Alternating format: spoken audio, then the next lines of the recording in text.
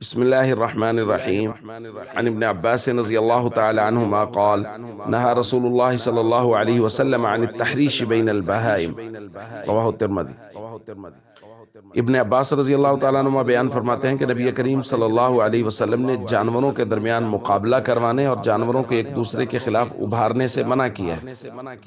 جیسے جانوروں کو ایک دوسرے سے لڑایا جاتا ہے، ایک دوسرے کے خلاف اکسایا جاتا ہے، اس کے مختلف طریقے شکاری لوگوں کے پاس ہوتے ہیں۔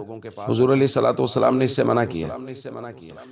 دوستو، پچھلے کچھ دنوں سے ہم جانوروں کے بارے میں پڑھ رہے ہیں کہ اللہ کے نبی صلی اللہ علیہ وسلم نے جانوروں اور پرندوں کے کس قدر حقوق بیان فرمائے ہیں، اور ہمارا مقصد اس سے یہ ہے کہ وہ دین جو جانوروں کے بارے میں اس قدر حساسیت سے سوچتا ہے، اور ان کی اللہ کے نبی صلی اللہ علیہ وسلم نے ان کے اس قدر حقوق بیان فرمایا۔ آپ غور کیجئے، حضرت جابر سے روایت ہے، نہا رسول اللہ صلی اللہ علیہ وسلم عن الکی فی الوجہ والضرب فی الوجہ۔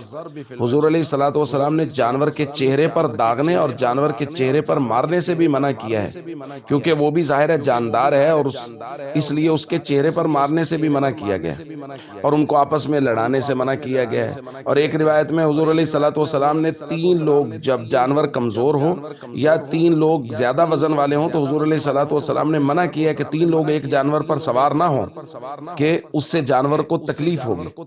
تو اس قدر حساسیت کے ساتھ دین اسلام میں جانوروں کے بارے میں سوچا گیا ہے۔ تو آپ غور کیجئے کہ وہ لوگ جو دین اسلام پر دہشت گردی کا الزام لگاتے ہیں، دین اسلام پر یہ الزام لگاتے ہیں کہ یہ انسانوں کے بارے میں ان کے قتل عام کا کہتا ہے، تو وہ لوگ کس قدر دین اسلام کی سوچ سے اور دین اسلام کی تعلیمات سے ناواقف ہیں۔ ان لوگوں کو واقف کروانا چاہیے اور ان کے سامنے یہ بات رکھنی چاہیے کہ اتنا خوبصورت دین جو جانوروں کے بارے میں بھی اس قدر حساسیت سے سوچ رہا ہے، وہ انسانوں کے بارے میں اس طرح کی بات کیسے کر سکتا ہے جس سے انسانوں کو تکلیف ہو۔ السلام علیکم ورحمۃ اللہ وبرکاتہ۔